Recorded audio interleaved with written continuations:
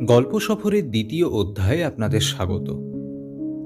আজ আপনারা শুনবেন বিভূতিভূষণ বন্দ্যোপাধ্যায়ের কালজয়ী উপন্যাস পথের পাঁচালী। আজ প্রথম পর্ব।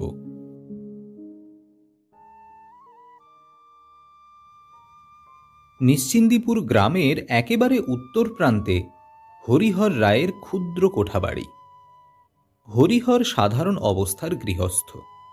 পৈতৃক আমলের সামান্য জমি জমার আয় ও দু চার ঘর শিষ্য সেবকের বার্ষিকী প্রণামীর বন্দোবস্ত হইতে সাদাসিধাভাবে সংসার চালাইয়া থাকে। পূর্বদিন ছিল একাদশী। হরিহরের দুঃসম্পর্কীয় দিদি ইন্দির ঠাকরুন সকালবেলা ঘরে দাওয়ায় বসিয়া চাল ভাজার গুঁড়া জল খাবার খাইতেছে। হরিহরের 6 বৎসরের মেয়েটি চুপ করিয়া পাশে বসিয়া আছে ও পাত্র হইতে তুলিবার পর হইতে মুখে পরিবার পূর্ব পর্যন্ত প্রতি মুঠা ভাজার গুঁড়ার গতি অত্যন্ত করুণভাবে লক্ষ্য করিতেছে এবং মাঝে মাঝে ক্রমশূন্যায়মান কাঁসার জামবাটির দিকে হতাশভাবে চাহিতেছে। দু একবার কি বলি করিয়াও যেন বলিতে পারিল না। ইন্দির ঠাকরুন মুঠার পর মুঠা উঠাইয়া পাত্র নিঃশেষ করিয়া ফেলিয়া খুকির দিকে চাহিয়া বলিল, ও মা, তোর জন্য দুটো রেখে দিলাম না, ওই দেখো। মেয়েটি করুণ চোখে বলিল, তা হোক পিতি, তুই খা। দুটো পাকা বড় বিচে কলার একটা হইতে আধখানা ভাঙিয়া ইন্দির ঠাকরুন তাহার হাতে দিল। এবার খুকির চোখ মুখ উজ্জ্বল দেখাইল। সেই পিসিমার হাত হইতে উপহার লইয়া মনোযোগের সহিত ধীরে ধীরে চুষিতে লাগিল। ও ঘর হইতে তাহার মা ডাকিল, আবার ওখানে গিয়ে ধর্না দিয়ে বসে আছে, উঠে আয় এদিকে। ইন্দির ঠাকরুন বলিল, থাক বউ, আমার কাছে বসে আছে, ও কিছু করছে না, থাক বসে। তবুও তাহার মা শাসনের সুরে বলিল, না, কেনই বা খাওয়ার সময় ওরকম বসে থাকবে? ওসব আমি একদম পছন্দ করি নে, চলে আয় বলছি, উঠে। খুকি ভয়ে ভয়ে উঠিয়া গেল। ইন্দির ঠাকরুনের সঙ্গে হরিহরের সম্পর্কটা বড় দূরের। মামার বাড়ির সম্পর্কে কিরকমের বোন। হরিহর রায়ের পূর্বপুরুষদের আদি বাড়ি ছিল পাশের গ্রামে যশোড়া বিষ্ণুপুর। হরিহরের পিতা রামচাঁদ রায় অল্প বয়সে প্রথমবার বিপত্নিক হইবার পরে অত্যন্ত ক্ষোভের সহিত লক্ষ্য করিলেন যে দ্বিতীয়বার তাহার বিবাহ দিবার দিকে পিতৃদেবের কোনো লক্ষ্যই নাই। বছরখানেক কোনো রকমে চক্ষুলজ্জায় কাটাইয়া দেওয়ার পরও যখন পিতার সেদিকে কোনো রকম উদ্যম দেখা গেল না, তখন রামচাঁদ মরিয়া হইয়া প্রত্যক্ষে ও পরোক্ষে নানারূপ অস্ত্র ব্যবহার করিতে বাধ্য হইলেন। দুপুরবেলা কোথাও কিছু নাই। সহজ মানুষ রামচাঁদ আহারাদি করিয়া বিছানায় ছটফট করিতেছেন। কেহ নিকটে বসিয়া কি হইয়াছে জানিতে চাহিলে রামচাঁদ সুর ধরিতেন, তাহার আর কে আছে, কেইবার তাহাকে দেখিবে, এখন তাহার মাথা ধরিলেই বা কি, ইত্যাদি। ফলে এই নিশ্চিন্দিপুর গ্রামে রামচাঁদের দ্বিতীয় পক্ষের বিবাহ হয় এবং বিবাহের অল্পদিন পরে পিতৃদেবের মৃত্যু হইলে যশোড়া বিষ্ণুপুরের বাস উঠাইয়া রামচাঁদ স্থায়ীভাবে এখানেই বসবাস শুরু করেন। ইহা তাহার অল্প বয়সের কথা। রামচাঁদ এ গ্রামে আসিবার পর শ্বশুরের যত্নে টোলে সংস্কৃত পড়িতে আরম্ভ করেন এবং কালে এ অঞ্চলের মধ্যে ভালো পণ্ডিত হইয়া উঠিয়াছিলেন। তবে কোনো বিষয়কর্ম কোনোদিন তিনি করেন নাই।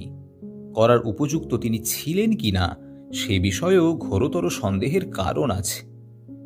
বৎসরের মধ্যে 9 মাস তাহার স্ত্রী পুত্র শ্বশুর বাড়িতেই থাকিত।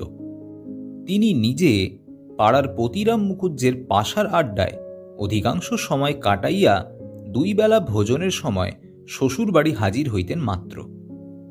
যদি কেহ জিজ্ঞাসা করিত, পণ্ডিত মশায়, বউটা ছেলেটা আছে, আখেরটা তো দেখতে হবে, রামচাঁদ বলিতেন, কোনো ভাবনা নেই ভায়া। ব্রজ চক্রবর্তী ধানের মরাইয়ের তলা কুড়িয়ে খেলেও এখন ওদের দু পুরুষ হেলে খেলে কাটবে। পরে তিনি ছক্কা ও পঞ্জুরির জোড় কিভাবে মিলাইলে ঘর ভাঙিতে পারিবেন তাহাই এক মনে ভাবিতেন। ব্রজ চক্রবর্তীর ধানের মরাইয়ের নিত্যতা সম্বন্ধে তাহার আস্থা যে কতটা বেআন্দাজি ধরনের হইয়াছিল তাহা শ্বশুরের মৃত্যুর পরে রামচাঁদের বুঝিতে বেশি বিলম্ব হয় নাই। এই গ্রামে তাহার জমিজমাও ছিল না, নগদ টাকাও বিশেষ কিছু নয়। দু চারিটি শিষ্য সেবক এদিকে ওদিকে জুটিয়াছিল। তাহাদের দ্বারা কোনো রকমের সংসার চালাইয়া পুত্রটিকে মানুষ করিতে থাকেন। তাহার পূর্বে তাহার এক জ্ঞাতি ভ্রাতার বিবাহ তাহার শ্বশুর বাড়িতেই হয়। তাহারাও এখানেই বাস করিয়াছিল। তাহাদের দ্বারাও রামচাঁদের অনেক সাহায্য হইত। জ্ঞাতি ভ্রাতার পুত্র নীলমণি রায় কমিসেরিয়েটে চাকরি করিতেন, কিন্তু কর্ম উপলক্ষে তাহাকে বরাবর বিদেশে থাকিতে হইত বলিয়া তিনি শেষকালে এখানকার বাস কোনো রকমে উঠাইয়া বৃদ্ধা মাতাকে লইয়া কর্মস্থলে চলিয়া যান। এখন তাহাদের ভিটাতে আর কেহ নাই। শোনা যায় পূর্বদেশীয় এক নামজাদা কুলীনের সঙ্গে ইন্দির ঠাকরুনের বিবাহ হইয়াছিল। স্বামী বিবাহের পর কালে ভদ্রে এ গ্রামে পদার্পণ করিতেন। এক আধ রাত্রি কাটাইয়া পথের খরচ ও কৌলিন্য সম্মান আদায় করিয়া লইয়া খাতায় দাগ আঁকিয়া পরবর্তী নম্বরে শ্বশুরবাড়ি অভিমুখে তল্পি বাহক সহ রওনা হইতেন। কাজেই স্বামীকে ইন্দির ঠাকরুন ভালো করে মনেই করতে পারে না।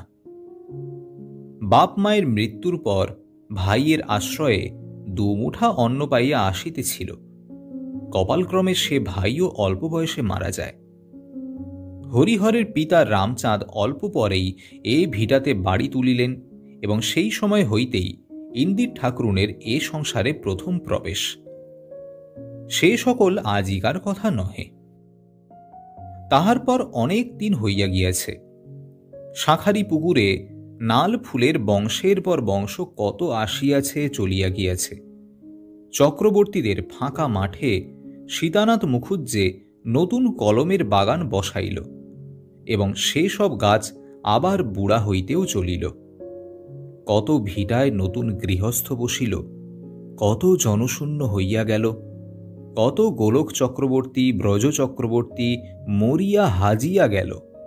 ইছামতির চলর্মী চঞ্চল স্বচ্ছ জলধারা অনন্ত কাল প্রবাহের সঙ্গে পাল্লা দিয়া কুটার মতো, ঢেউয়ের ফেনার মতো, গ্রামের নীলকুঠির মতো জনসন টমসন সাহেব কত মজুমদারকে কোথায় ভাসাইয়া লইয়া গেল। শুধু ইন্দির ঠাকরুন এখনো বাঁচিয়া আছে। 1240 সালের সে ছিপছিপে চেহারার হাস্যমুখী তরুণী নহে, 75 বৎসরের বৃদ্ধা। গাল তোবড়াইয়া গিয়াছে, মাজা ঈষৎ ভাঙিয়া শরীর সামনে ঝুঁকিয়া পড়িয়াছে। দূরের জিনিস আগের মতো চোখে ঠাউর হয় না। হাত তুলিয়া যেন রৌদ্রের ঝাঁঝ হইতে বাঁচাইবার ভঙ্গিতে চোখ ঢাকিয়া বলে, কে আসে? নবীন? বেহারি? না, ও তুমি রাজু? এই ভিটারি কি কম পরিবর্তনটা ইন্দির ঠাকরুনের চোখের উপর ঘটিয়া গেল? এই ব্রজ চক্রবর্তীর যে ভিটা আজকাল জঙ্গল হইয়া পড়িয়া আছে। কোজাগরী লক্ষ্মী পূর্ণিমার দিন গ্রাম শুদ্ধ লোক সেখানে পাত পাড়িত। বড় চণ্ডীমণ্ডপে কি পাশার আড্ডাটাই বসিত সকালে বিকালে। তখন কি ছিল ওই রকম বাঁশবন? পৌষ পার্বণের দিন ওই ঢেঁকিশালে 1 মণ চাল কোটা হইত পৌষ পিঠার জন্য। চোখ বুজিয়া ভাবিলেই ইন্দির ঠাকরুন সেসব এখনো দেখিতে পায় যে ওই রায়বাড়ির মেজ বউ লোকজন সঙ্গে করিয়া চাল কুটাইতে আসিয়াছেন। ঢেঁকিতে দমাদ্দম পাড় পাড়িতেছে, সোনার বাউটি রাঙা হাতে একবার সামনে সরিয়া আসিতেছে, আবার পিছাইয়া যাইতেছে। জগদ্ধাত্রীর মতো রূপ, তেমনি স্বভাব চরিত্র।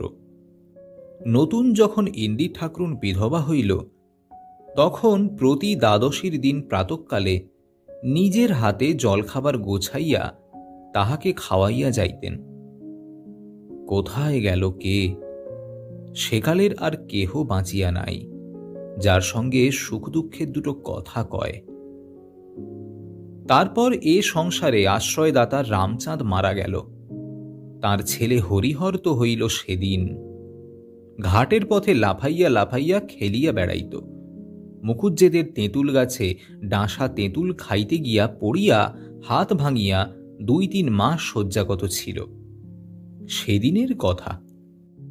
ধুমধাম করিয়া অল্প বয়সে তাহার বিবাহ হইল।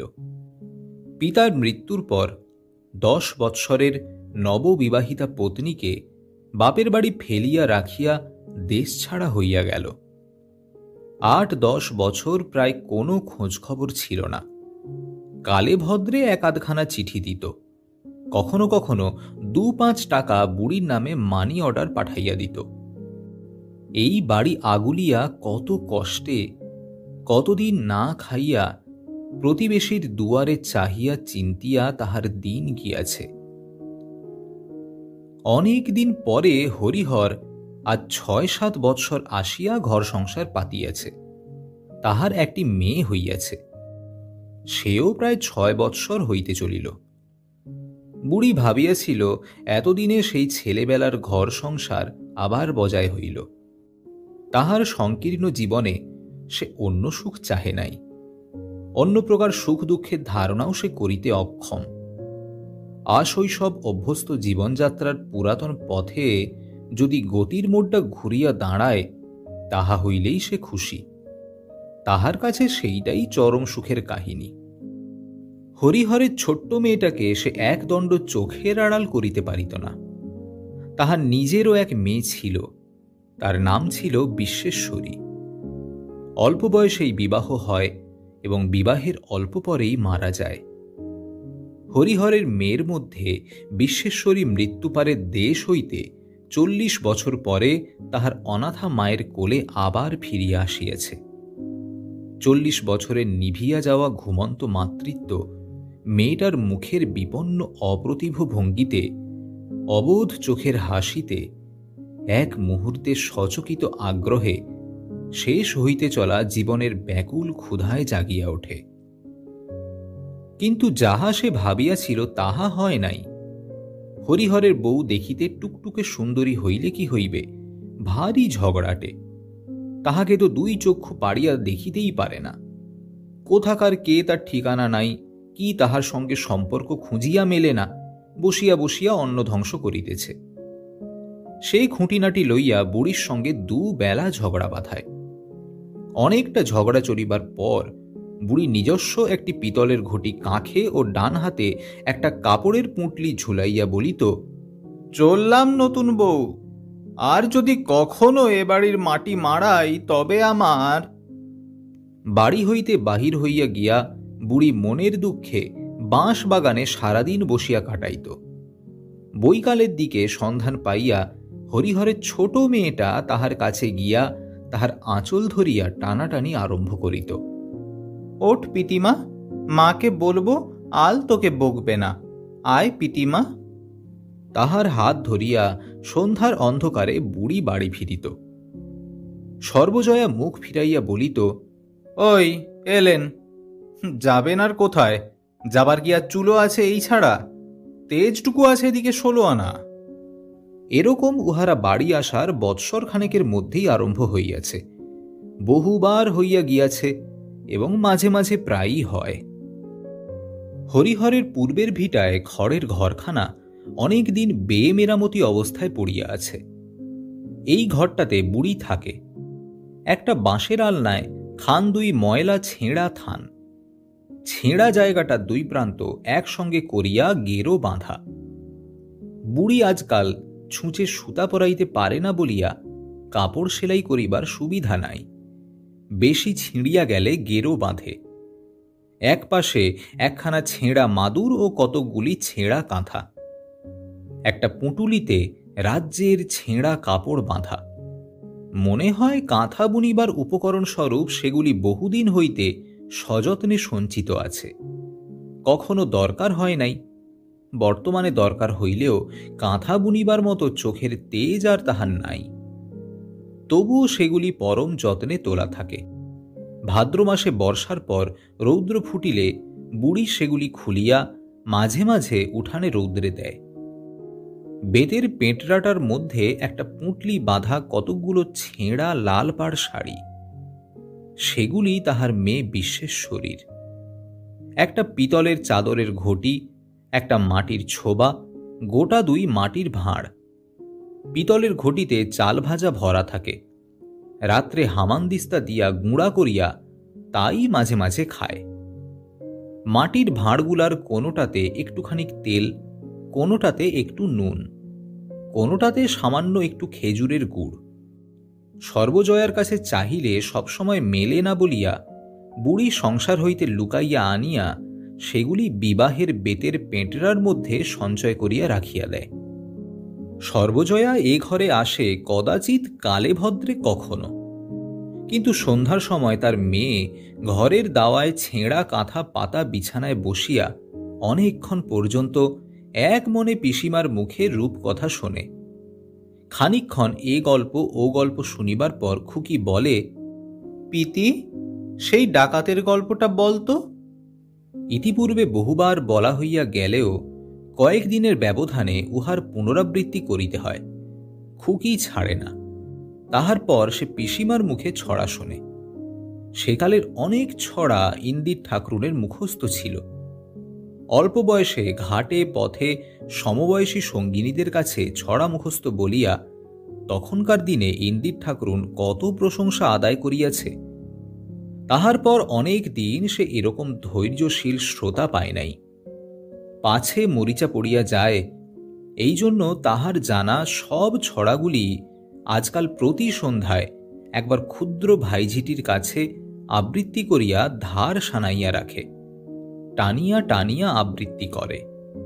ও ললিতে চাঁপ কলিতে একটা কথা শুনছে, রাধার ঘরে চোর ঢুকেছে।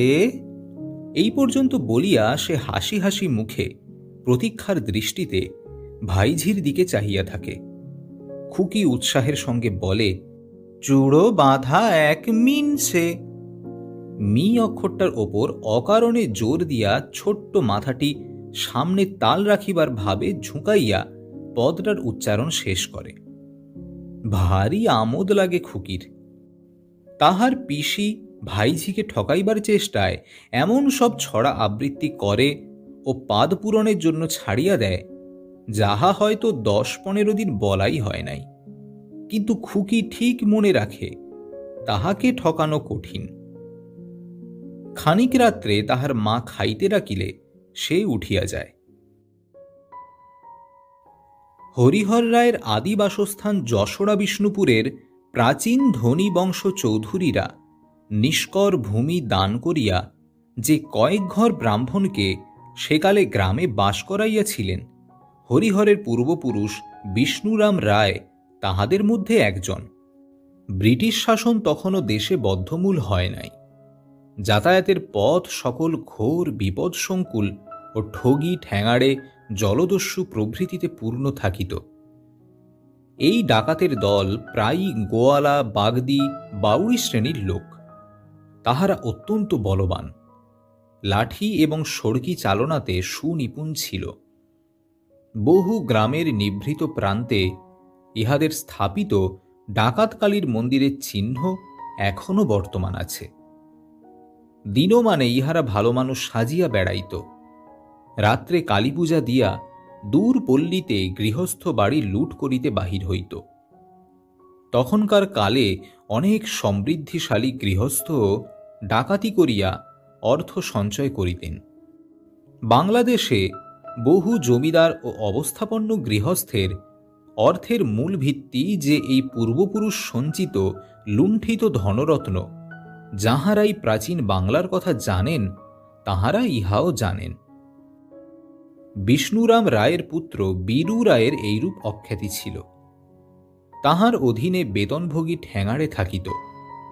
নিশ্চিন্দিপুর গ্রামের উত্তরে যে কাঁচা সড়ক ওদিকে চুয়াডাঙ্গা হইতে আসিয়া নবাবগঞ্জ হইয়া টাকি চলিয়া গিয়াছে, ওই সড়কের ধারে দিগন্ত বিস্তৃত বিশাল সোনাডাঙ্গার মাঠের মধ্যে ঠাকুরঝি পুকুর নামে সেকালকার এক বড় পুকুরের ধারে ছিল ঠ্যাঙাড়েদের আড্ডা। পুকুরের মাঝে প্রকাণ্ড বটগাছের তলে তাহারা লুকাইয়া থাকিত এবং নিরীহ পথিককে মারিয়া তাহার যথাসর্বস্ব অপহরণ করিত। ঠ্যাঙাড়েদের কার্যপ্রণালী ছিল অদ্ভুত ধরনের।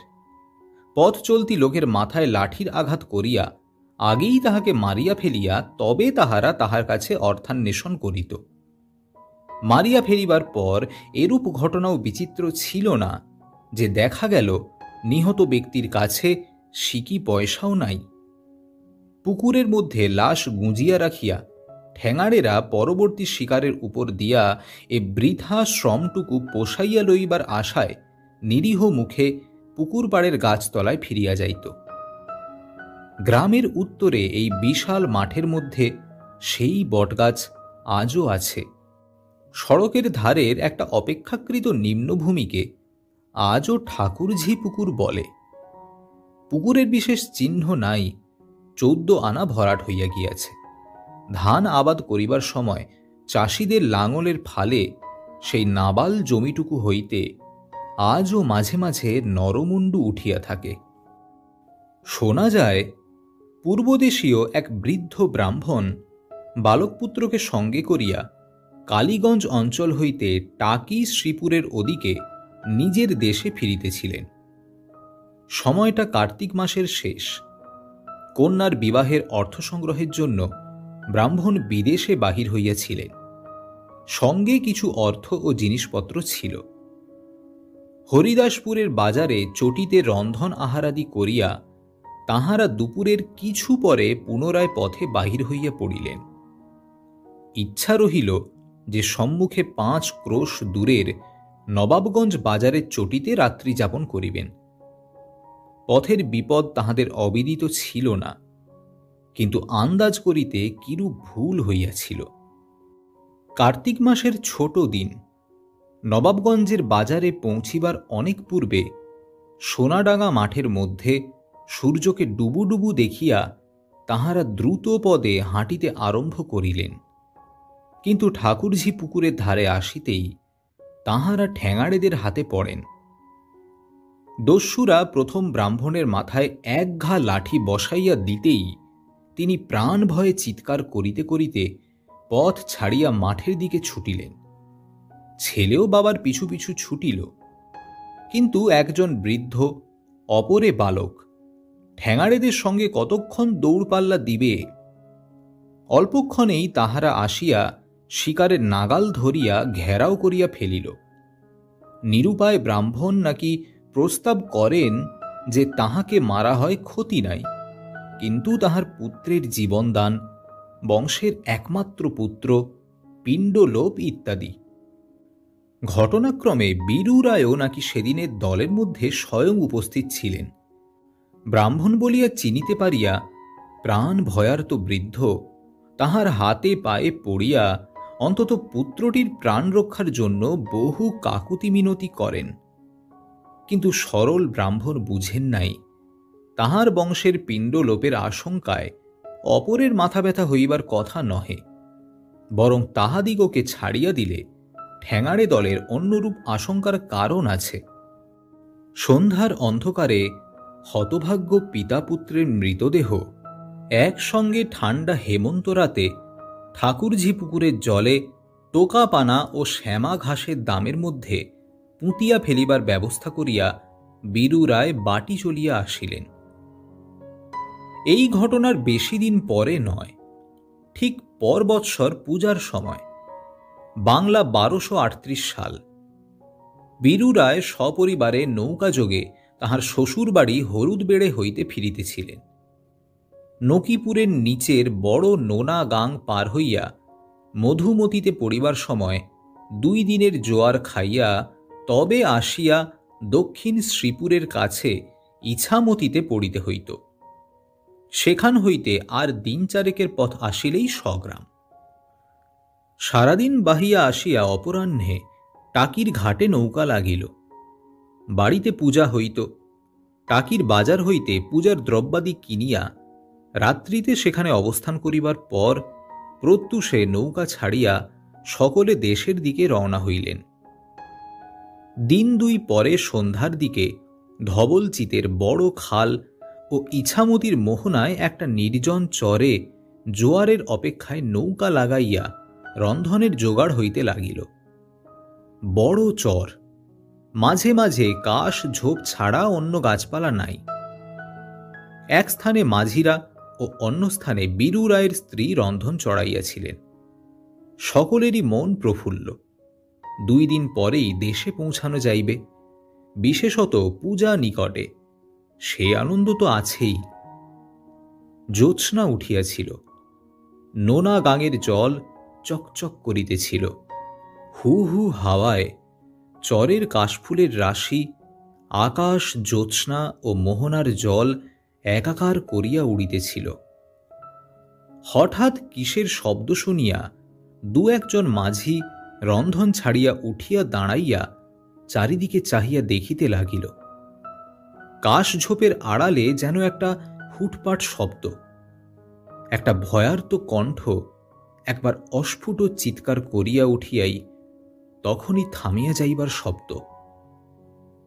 কৌতূহলী মাঝিরা ব্যাপার কি দেখিবার জন্য কাশঝোপের আড়ালটা পার হইতে না হইতেই কি যেন একটা হুড়ুম করিয়া চর হইতে জলে গিয়া ডুব দিল।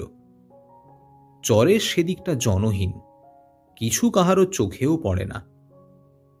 কি ব্যাপার ঘটিয়াছে, কি হইল, বুঝিবার পূর্বেই বাকি দাঁড়ি মাঝি সেখানে আসিয়া পৌঁছিল। গোলমাল শুনিয়া বীরু রায় আসিলেন, তাহার চাকর আসিল। বীরু রায়ের একমাত্র পুত্র নৌকাতে ছিল, সে কই? জানা গেল রন্ধনের বিলম্ব দেখিয়া সে খানিকক্ষণ আগে জ্যোৎস্নায় চরের মধ্যে বেড়াইতে বাহির হইয়াছে। দাঁড়ি মাঝিদের মুখ শুকাইয়া গেল। এদেশের নোনা গাংসমূহের অভিজ্ঞতায় তারা বুঝিতে পারিল কাশবনের আড়ালে বালির চরে বৃহৎ কুমির শুইয়া ওত পাতিয়াছিল। ডাঙা হইতে বীরু রায়ের পুত্রকে লইয়া গিয়াছে। তাহার পর অবশ্য যাহা হয় হইল। নৌকার লগি লইয়া এদিক ওদিকে খোঁজাখুঁজি করা হইল। নৌকা ছাড়িয়া মাঝ নদীতে গভীর রাত্রি পর্যন্ত সকলে সন্ধান করিয়া বেড়াইল। তাহার পর কান্নাকাটি, হাত পা ছোঁড়াছুঁড়ি। গত বৎসর দেশের ঠাকুরঝি পুকুরের মাঠে প্রায় এই সময় যে ঘটনা ঘটিয়াছিল, যেন এক অদৃশ্য বিচারক এ বৎসর ইছামতির নির্জন চরে তাহার বিচার নিষ্পন্ন করিলেন। মূর্খ বীরু রায় ঠেকিয়া শিখিলেন যে সে অদৃশ্য ধর্মাধিকরণের দণ্ডকে ঠাকুরঝি পুকুরের শ্যামা ঘাসের দামে প্রতারিত করিতে পারে না। অন্ধকারেও তাহা আপন পথ চিনিয়া লয়। বাড়ি আসিয়া বীরু রায় আর বেশি দিন বাঁচেন নাই। এইরূপে তাহার বংশে এক অদ্ভুত ব্যাপারের সূত্রপাত হইল। নিজের বংশ লোপ পাইলেও ভাইয়ের বংশাবলী ছিল, কিন্তু বংশের জ্যেষ্ঠ সন্তান কখনো বাঁচিত না। সাবালক হইবার পূর্বেই কোনো না কোনো রোগে মারা যাইত। সকলে বলিল বংশে ব্রহ্মসাপ ঢুকিয়াছে। হরিহর রায়ের মাতা তারকেশ্বর দর্শনে গিয়া এক সন্ন্যাসীর কাছে কাঁদা কাটা করিয়া একটি মাদুলি পান। মাদুলির গুণেই হোক বা ব্রহ্মসাপের তেজ 2 পুরুষ পরে কর্পূরের মতো উবিয়া যাওয়ার ফলেই হোক, এত বয়সেও হরিহর আজও বাঁচিয়া আছে। দিন কতক পর খুকি সন্ধ্যার পর শুইয়া পড়িয়াছিল। বাড়িতে তাহার পিসিমা নাই। অদ্য 2 মাসের ওপর হইল একদিন তাহার মায়ের সঙ্গে কি ঝগড়াঝাটি হইবার পর রাগ করিয়া দূর গ্রামে কোন এক আত্মীয় বাড়িতে গিয়া আছে। মায়েরও শরীর এতদিন বড় অপটু ছিল বলিয়া তাহাকে দেখিবারও কোনো লোক নাই। সম্প্রতি মা কাল হইতে আঁতুড় ঘরে ঢোকা পর্যন্ত সে কখন খায় কখন শোয় তাহা কেউ বড় দেখে না। খুকি শুইয়া শুইয়া যতক্ষণ পর্যন্ত ঘুম না আসিল ততক্ষণ পিসিমার জন্য কাঁদিল। রোজ রাত্রে সে কাঁদে। তাহার পর খানিক রাত্রে কাহাদের কথাবার্তা শুনিয়া জাগিয়া উঠিয়া দেখিল কুড়ুনির মা দাই রান্নাঘরের ছেঁচতলায় দাঁড়াইয়া কথা বলিতেছে। পাড়ার ন্যাড়ার ঠাকুমা আরও কে কে উপস্থিত আছেন। সকলেই যেন ব্যস্ত ও উদ্বিগ্ন। খুকি খানিকটা জাগিয়া উঠিয়া আবার শুইয়া পড়িল। বাঁশবনের হাওয়া লাগিয়া শিরশির শব্দ হইতেছে।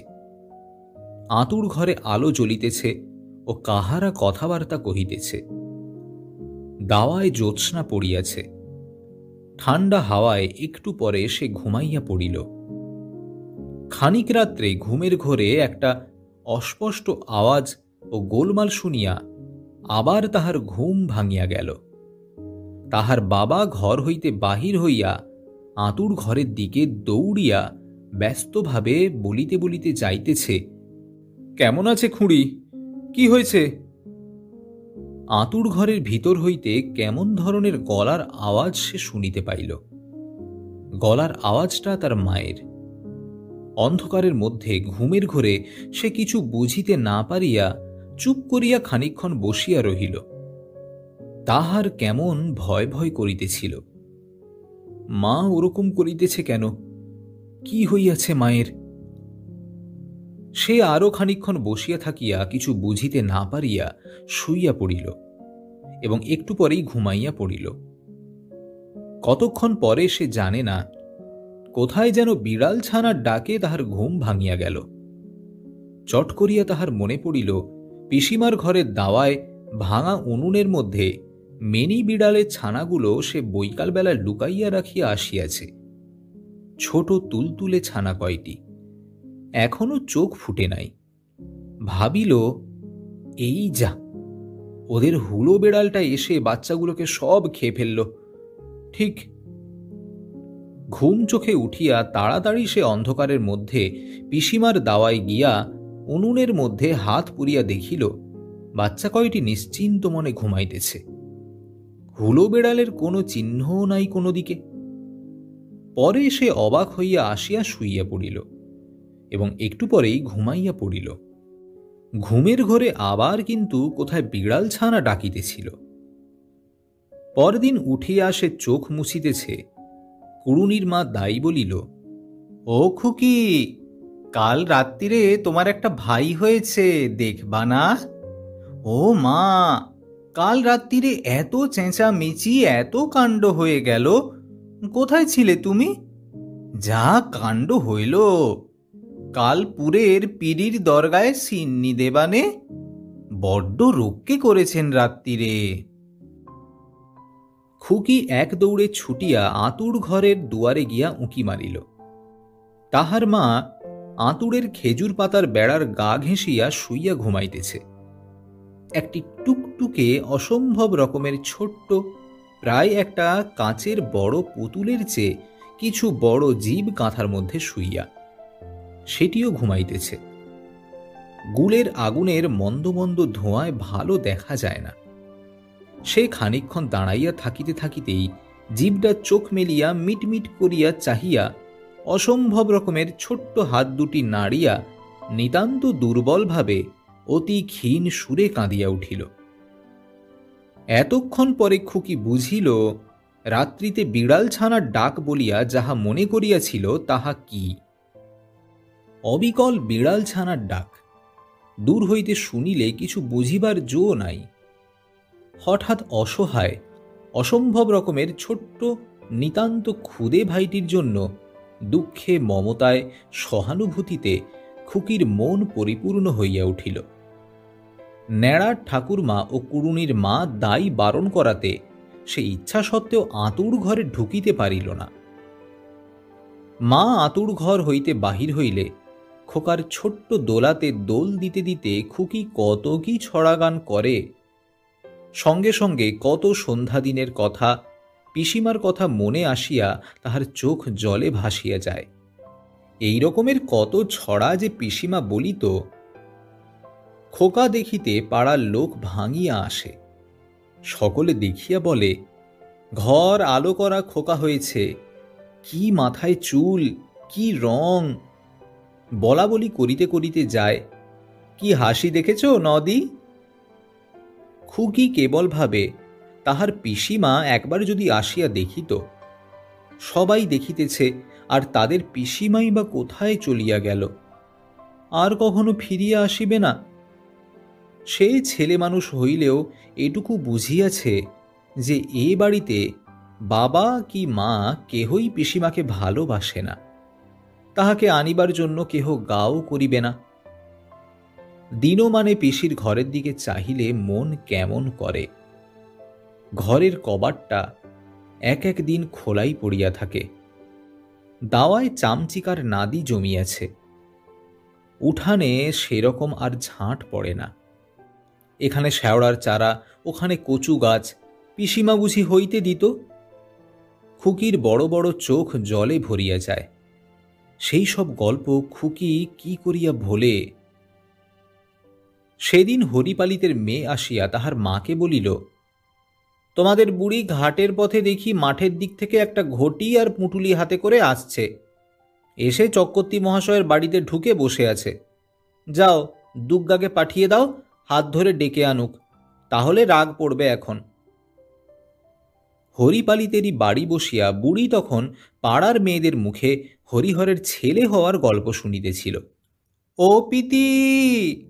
বুড়ি চমকিয়া চাহিয়া দেখিল দুর্গা হাঁপাইতেছে, যেন অত্যন্ত ছুটিয়া আসিয়াছে। বুড়ি ব্যগ্রভাবে দুর্গাকে হাত বাড়াইয়া ধরিতে গেল। সঙ্গে সঙ্গে দুর্গা ঝাঁপাইয়া বুড়ির কোলে পড়িল। তাহার মুখে হাসি, অথচ চোখে জল। উঠানে ঝি বউ যাহারা উপস্থিত ছিলেন, অনেকেরই চোখে জল আসিল। প্রবীণা হরিপালিতের স্ত্রী বলিলেন, নেও ঠাকুরঝি, ও তোমার আর জন্মে মেয়ে ছিল, সেই মেয়েই তোমার আবার ফিরে এসেছে। বাড়ি আসিলে খোকাকে দেখিয়া তো বুড়ি হাসিয়া কাঁদিয়া সারা হইল। কতদিন পরে ভিটায় আবার চাঁদ উঠিয়াছে। বুড়ি সকালে উঠিয়া মহা খুশিতে ভিতর উঠান ঝাঁট দেয়, আগাছার জঙ্গল পরিষ্কার করে। দুর্গার মনে হয় এতদিনে আবার সংসারটা যেন ঠিক মতো চলিতেছে। এতদিন যেন কেমন ঠিক ছিল না। দুপুরে আহার করিয়া বুড়ি খিড়কির পেছনে বাঁশবনের উপর বসিয়া কঞ্চি কাটে। সেদিকে আর নদীর ধার পর্যন্ত লোকজনের বাস নাই। নদী অবশ্য খুব নিকটে নয়, প্রায় 1 পোয়া পথ। এই সমস্তটা শুধু বড় বড় আমবাগান, ঝুপসি বাঁশবন ও অন্যান্য জঙ্গল। কঞ্চি কাটার সময় দুর্গা আসিয়া কাছে বসে, আবোল তাবোল বকে। ছোট্ট 1 বোঝা কাটা কঞ্চি জড়ো হইলে দুর্গা সেগুলি বহিয়া বাড়ির মধ্যে রাখিয়া আসে। কঞ্চি কাটিতে কাটিতে মধ্যাহ্নের অলস আমেজে শীতল বাঁশবনের ছায়ায় বুড়ির নানা কথা মনে আসে। সেই কতকাল আগের কথা সব। সেই তিনি 12 তিনেক আসিয়াছিলেন, স্বপ্নের মতো মনে পড়ে। একবার তিনি পুঁটুলির মধ্যে কি খাবার আনিয়াছিলেন। বিশ্বেশ্বরী তখন 2 বৎসরের। সকলে বলিল, ওলা চিনির ডেলার মতো। ঘটির জলে গুলিয়া সেও একটু খাইয়াছিল। সেই একজন লোক আসিল, পুরানো সেই পেয়ারা গাছটার কাছে ঠিক সন্ধ্যার সময় আসিয়া দাঁড়াইল। শ্বশুর বাড়ির দেশ হইতে আসিয়াছে একখানা চিঠি। চিঠি পড়িবার লোক নাই, তাই গোলকও পূর্ব বৎসর মারা গিয়াছে। ব্রজকাকার চণ্ডীমণ্ডপে পাশার আড্ডায় সে নিজে পত্তরখানা লইয়া গেল। সেদিনের কথা আজ স্পষ্ট মনে হয়। জ্যাঠা, মেজ জ্যাঠা, ব্রজ কাকা ও পাড়ার পতিত রায়ের ভাই যদু রায়, আর ছিল গোলকের সম্বন্ধী ভজহরি। পত্তর পড়িলেন সেজ জ্যাঠা। অবাক হইয়া জিজ্ঞাসা করিলেন, কে আনলে রে এ চিঠি ইন্দির? তারপর ইন্দির ঠাকুরুনকে বাড়ি আসিয়া তখনই হাতের নোয়া ও প্রথম যৌবনের সাধের জিনিস, বাপ মায়ের দেওয়া রূপার পৈঁছে জোড়া খুলিয়া রাখিয়া, কপালের সিন্দুর মুছিয়া নদীতে স্নান করিয়া আসিতে হইল। কত কালের কথা! সেসব স্বপ্ন হইয়া গিয়াছে। তবু যেন মনে হয় সেদিনের। নিবারণের কথা মনে হয়। ব্রজ কাকার ছেলে নিবারণ, 16 বৎসরের বালক। কি টকটকে গায়ের রং, কি চুল! ওই যে চণ্ডীমণ্ডপের পোতা জঙ্গলে ঢাকা পড়িয়া আছে বাঁশবনের মধ্যে, ওই ঘরে সে কঠিন জ্বর রোগে শয্যাগত হইয়া যায় যায় হইয়াও 2-3 দিন রহিল। আহা, বালক সর্বদা জল জল করিত, কিন্তু ঈশান কবিরাজ জল দিতে বারণ করিয়াছিলেন। মৌরীর পুঁটুলি একটু করিয়া চুষানো হইতেছিল। নিবারণ 4th দিন রাত্রে মারা গেল। মৃত্যুর একটু আগেও সেই জল জল তার মুখে বুলি, তবু এক বিন্দু জল তাহার মুখে ঠেকানো হয় নাই। সেই ছেলে মারা যাওয়ার পর 5 দিনের মধ্যে বড় খুকির মুখে কেউ জল দেওয়াইতে পারে নাই। 5 দিনের পর ভাসুর রামচাঁদ চক্রবর্তী নিজে ভাতৃবধূর ঘরে গিয়া হাত জোড়ো করিয়া বলিলেন, তুই চলে গেলে আমার কি দশা হবে? এ বুড়ো বয়সে কোথায় যাব মা? বড় খুকি বনিয়াদি ঘরের মেয়ে ছিলেন, জগদ্ধাত্রীর মতো রূপ। অমন রূপসী বধূ এই অঞ্চলে ছিল না। স্বামীর পাদদক না খাইয়া কখনো জল খান নাই। সেকালের গৃহিণী রন্ধন করিয়া আত্মীয় স্বজনকে খাওয়াইয়া নিজে 3য় প্রহরে সামান্য আহার করিতেন। দান ধ্যানে অন্ন বিতরণে ছিলেন সাক্ষাৎ অন্নপূর্ণা। লোককে রাঁধিয়া খাওয়াইতে বড় ভালোবাসিতেন। তাই ভাসুরের কথায় মনের কোমল স্থানে বুঝি ঘা লাগিল। তাহার পর তিনি উঠিয়াছিলেন ও জলগ্রহণ করিয়াছিলেন বটে, কিন্তু বেশি দিন বাঁচেন নাই। পুত্রের মৃত্যুর 1.5 বৎসরের মধ্যেই তিনিও পুত্রের অনুসরণ করেন। একটু জল দে মা, এতটুকু দে। জল খেতে নেই, ছি বাবা, কবরেজ মশাই যে বারণ করেছেন, জল খায় না। এতটুকু দে, এক ঢোক খাই মা, পায়ে পড়ি। দুপুরের পাখ পাখালির ডাকে সুদূর 50 বছরের পার হইতে বাঁশের মর্মর শব্দ কানে ভাসিয়া আসে। খুকি বলে, পিতি, তোর ঘুম নেগেছে? আয় শুবি চল। হাতের দাখানা রাখিয়া বুড়ি বলে, ওই দেখো আবার পোড়া ঝিমুনি ধরেছে। অবেলায় এখন আর শোব না মা, এগুলো সাঙ্গ করে রাখি, নিয়ে আয় দেখি ওই বড় আগালেডা। খোকা প্রায় 10 মাসের হইল। দেখিতে রোগা রোগা গড়ন, অসম্ভব রকমের ছোট্ট মুখখানি। নিচের মাড়িতে মাত্র 2খানি দাঁত উঠিয়াছে। কারণে অকারণে যখন তখন সে 2খানি মাত্র দুধে দাঁতওয়ালা মাড়ি বাহির করিয়া হাসে। লোকে বলে, বৌমা, তোমার খোকার হাসিটা বায়না করা। খোকাকে একটুখানি ধরাইয়া দিলে আর রক্ষা নাই। আপনা হইতে পাগলের মতো এত হাসি শুরু করিবে যে তাহার মা বলে, আচ্ছা খোকন, আজ থামো, বড্ড হেসেছ, আজ বড্ড হেসেছ, আবার কালকের জন্যে একটু রেখে দাও। মাত্র 2টি কথা সে বলিতে শিখিয়াছে। মনে সুখ থাকিলে মুখে বলে যে যে যে যে, এবং দুধে দাঁত বাহির করিয়া হাসে। মনে দুঃখ হইলে বলে না না না না, বিশ্রী রকমের চিৎকার করিয়া কাঁদতে শুরু করে। যাহা সামনে পায় তাহারই উপর ওই নতুন দাঁত 2খানি জোর পরক করিয়া দেখে। মাটির ঢেলা, এক টুকরো কাঠ, মায়ের আঁচল। দুধ খাওয়াইতে বসিলে এক এক সময় সে হঠাৎ কাঁসার ঝিনুকখানাকে মহা আনন্দে নতুন দাঁত 2খানি দিয়া জোরে কামড়াইয়া ধরে। তাহার মা খিলখিল করিয়া হাসিয়া উঠিয়া বলে, ও কি হারে ও খোকা, ঝিনুকখানাকে কামড়ে ধরলি কেন? ছাড় ছাড়, ওরে করিস কি? 2খানা দাঁত তো তোর মোটে সম্বল, ভেঙে গেলে হাসবি কি করে শুনি? খোকা তবুও ছাড়ে না। তাহার মা মুখের ভিতর আঙুল দিয়া অতি কষ্টে ঝিনুকখানাকে ছাড়াইয়া লয়। খুকির ওপর সবসময় নির্ভর করিয়া থাকা যায় না বলিয়া রান্নাঘরের দাওয়া খানিকটা উঁচু করিয়া বাঁশের বাখারি দিয়া ঘিরিয়া তাহার মধ্যে খোকাকে বসাইয়া রাখিয়া তাহার মা নিজের কাজ করে।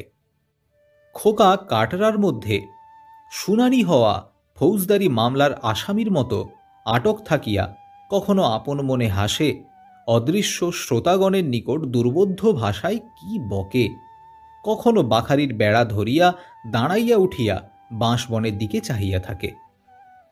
তাহার মা ঘাট হইতে স্নান করিয়া আসিলে মায়ের ভিজা কাপড়ের শব্দ পাইতেই খোকা খেলা হইতে মুখ তুলিয়া এদিক ওদিক চাইতে থাকে ও মাকে দেখিতে পাইয়া এক মুখ হাসিয়া বাখারির বেড়া ধরিয়া উঠিয়া দাঁড়ায়।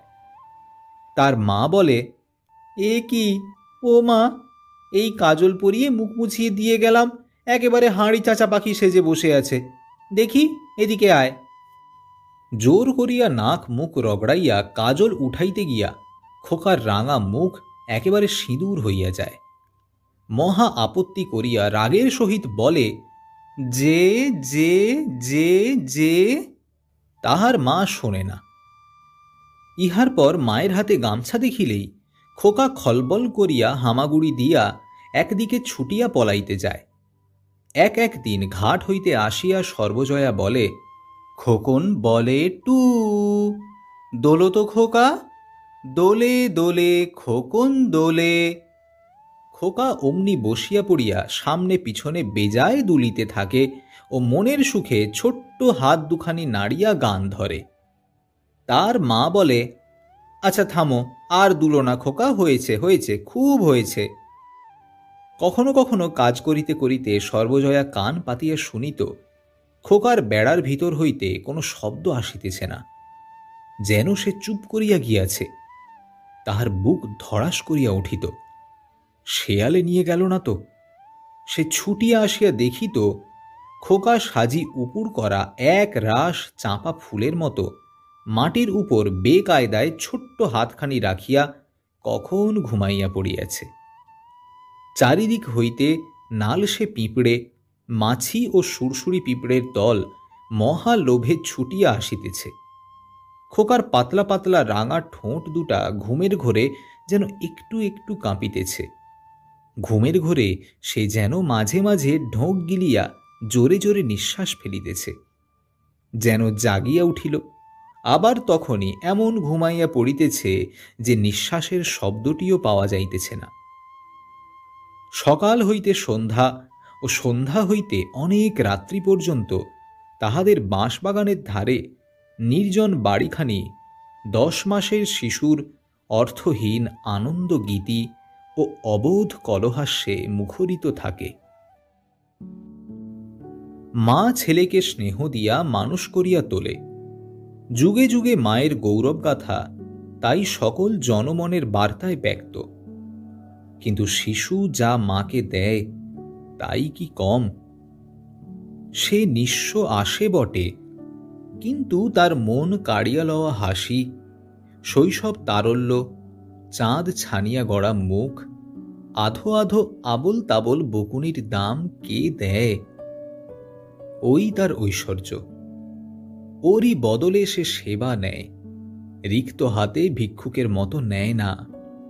এক দিন যখন হরিহর বাজারের হিসাব কি নিজের লেখা লইয়া ব্যস্ত থাকে, সর্বজয়া ছেলেকে লইয়া গিয়া বলে, ওগো, ছেলেটাকে একটু ধরো না, মেয়েটা কোথায় বেরিয়েছে, ঠাকুরজি গিয়েছে ঘাটে, ধরো দেখি একটু। আমি নাইব না, ছেলে ঘাড়ে করে বসে থাকলেই হবে।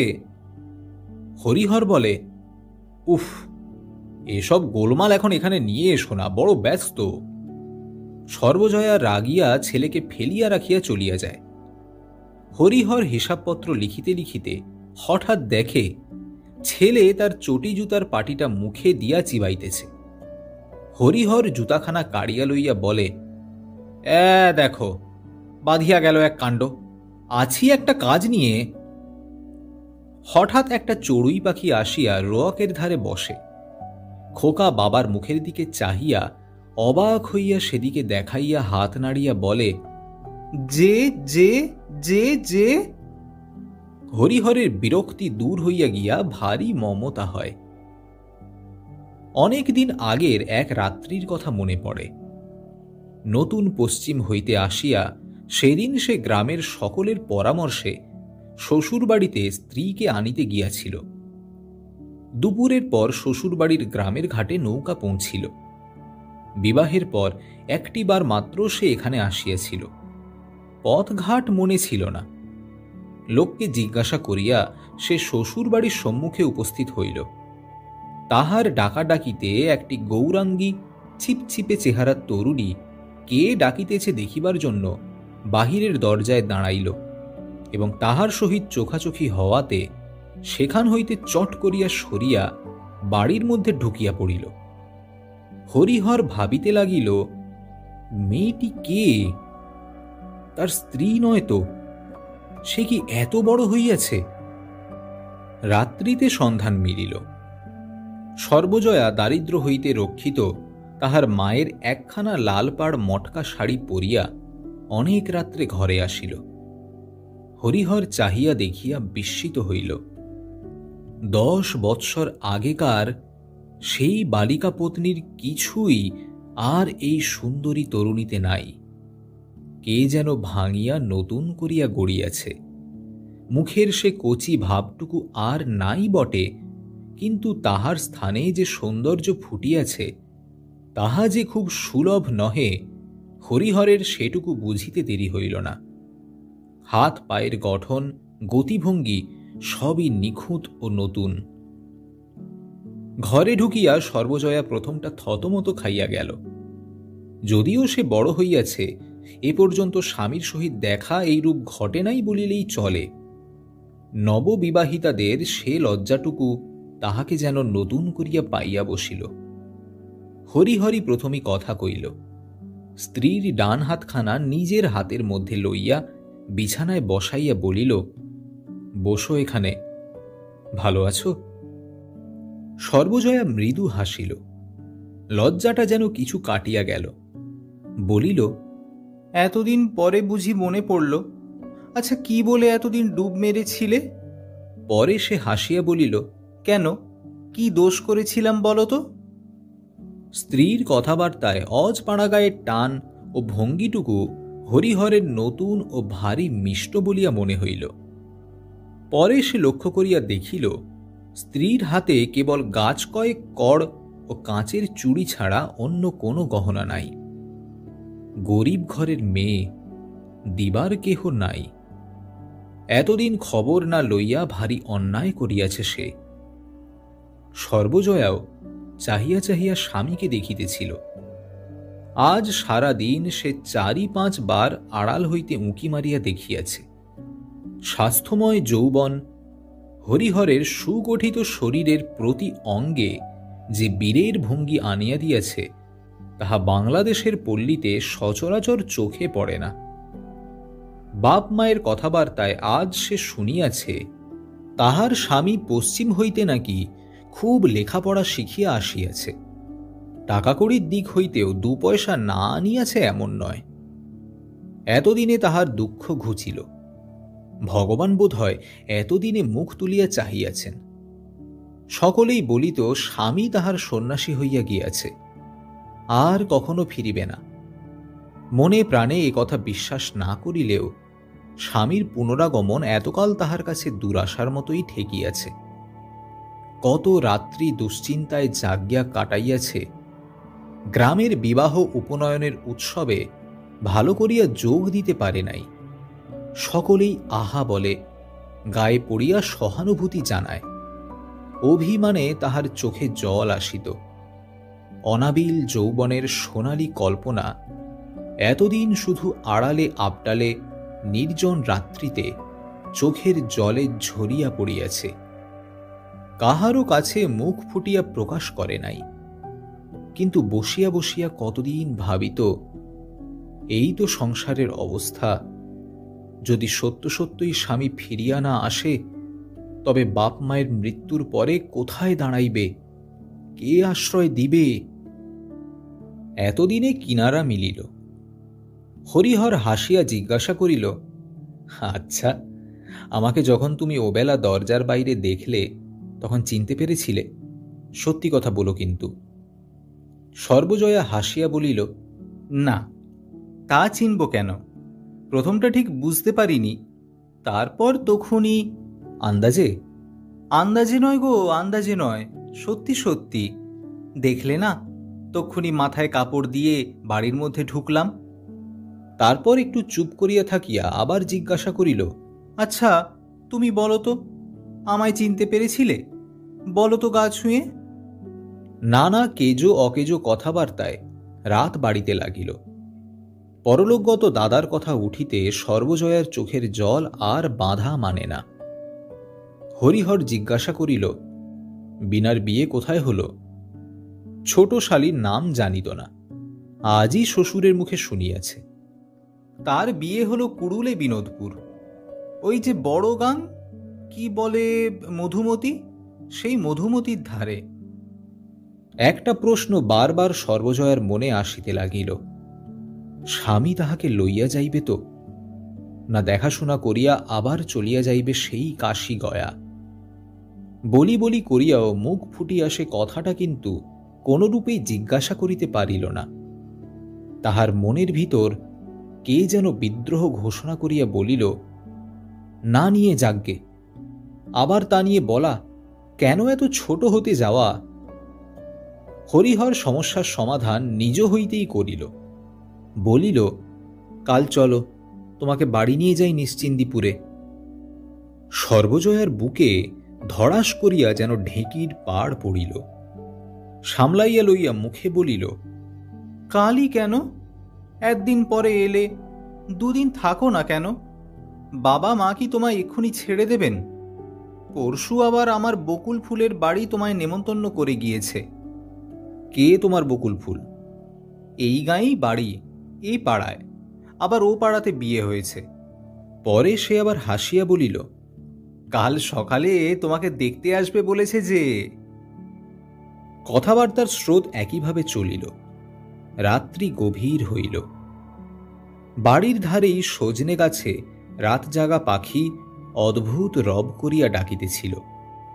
হরিহরের মনে হইল, বাংলার এই নিভৃত পল্লী প্রান্তের বাঁশবনের ছায়ায় একখানি স্নেহ ব্যগ্র গৃহকোণ যখন তাহার আগমনের আশায় মাসের পর মাস, বছরের পর বছর অভ্যর্থনা শয্যা সাজাইয়া প্রতীক্ষা করিয়াছে, কিসের সন্ধানেই সে তখন পশ্চিমের অনুর্বর অপরিচিত মরু পাহাড়ের ফাঁকে ফাঁকে গৃহহীন নিরাশ্রয়ের মতো ঘুরিয়া মরিতেছিল যে। রাত জাগা পাখিটা একঘেয়ে ডাকিতেছিল। বাহিরের জ্যোৎস্না ক্রমে ক্রমে ম্লান হইয়া আসিতেছে। এক হিসেবে এই রাত্রি তাহার কাছে বড় রহস্যময় ঠেকিতেছিল। সম্মুখে তাহাদের নবজীবনের যে পথ বিস্তীর্ণ ভবিষ্যতে চলিয়া গেছে, আজ রাত্রি হইতেই তাহার শুরু। কে জানে সে জীবন কেমন হইবে? কে জানে জীবন লক্ষ্মী কোন সাজি সাজাইয়া রাখিয়াছেন তাহাদের সে অনির্দিষ্ট ভবিষ্যতের পাথেয় রূপে? দুজনেরই মনে বোধ হয় অনেকটা অস্পষ্ট রূপে একই ভাব জাগিতেছিল। দুজনেই চুপ করিয়া জানলার বাহিরের ফাঁকে জ্যোৎস্না রাত্রির দিকে চাহিয়া রহিল। তারপর কতদিন কাটিয়া গিয়াছে, তখন কোথায় ছিল এই শিশুর পাত্তা? শুনছিলেন পথের পাঁচালী প্রথম পর্ব। আশা করি এই পর্বটি আপনাদের ভালো লাগলো। ভিডিওটিকে অবশ্যই একটি লাইক করতে ভুলবেন না, শেয়ার করতে ভুলবেন না। গল্প সফরকে আরও এগিয়ে নিয়ে যাওয়ার জন্য আপনাদের সহযোগিতা একান্ত কাম্য। চ্যানেলটিকে সাবস্ক্রাইব করে বেল আইকনটি প্রেস করে আমাদের সঙ্গে থাকুন। দেখা হবে পরের গল্পের সফরে। নমস্কার।